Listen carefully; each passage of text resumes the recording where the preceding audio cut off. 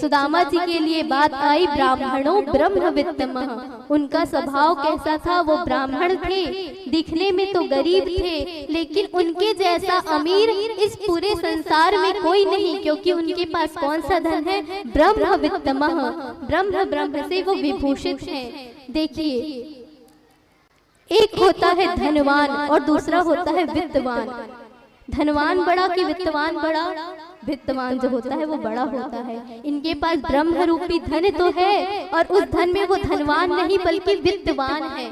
इतना अधिक उनके पास इस चीज का धन है, प्रभु नाम का धन है, कि वो वित्तवान हो गए और उन्होंने परमात्मा को प्राप्त किया। वहां से वे लौटे और लौटकर जब घर में आकर देखे तो वह ऐश्वर्य युक्त जब उन्होंने अपने परिवार को देखा, अपने नगर को देखा, तो वे असमंजस में पड़ गए और सोचने लगी तो मैं तो गरीब था, पर ये क्या हो गया? तब उनकी पत्नी ने बताया कि यह आपकी भक्ति से परमात्मा प्रसन्न हुए और हमें यह सब धन ऐश्वर्य दे दिया।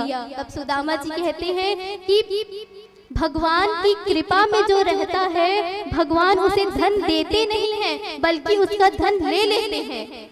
बात गौर से सुनिएगा कि भगवान जिस पर कृपा करते हैं उसका सारा धन ले लेते हैं। क्यों लेते हैं? जब तक धन रहा तब तक वह धन के पीछे दौड़ता है। धन आया तो आसक्ति बढ़ गई, और आसक्ति में बढ़कर वह इतना ज्यादा विचलित हो जाता है कि भगवान के नाम से भटक जाता है। इसलिए जिसके पास धन नहीं है, जिसके पास पुत्र पौत्र आदि नहीं है, तब भगवान की कृपा का ही प्रसाद है, क्योंकि धन नहीं रहा तो धन का मोह छूट जाएगा। तो भगवान चाहते ही है कि आपका मोह पहले ही छूट जाए, इसलिए धन हरण कर लेते हैं। इसके बाद ये भगवान की परीक्षा है, पहले धन हरण करके देख लिए, इसका मन विचलित नहीं हुआ तो उसके बंधु बांधव जो रहते हैं वो आपस में विच्छेद करा देते हैं। उसके बाद भी उसका मन अचल रहा तो उसमें वैराग्य की उत्पत्ति होती है, और वह वैराग्य परमात्मा को प्राप्त कराने वाला होता है। इसलिए सुदामा जी अपने परिवार को समझाते हैं। तब भगवान प्रकट होकर कहते हैं कि सुदामा,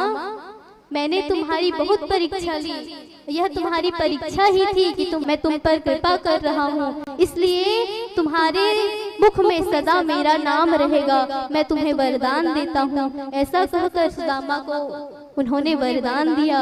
सुदामा जी भगवान का नाम लेते रहे और अंत समय में भी उनका नाम लेते हुए वे परम धाम को गए और भगवान के स्वरूप को प्राप्त किए।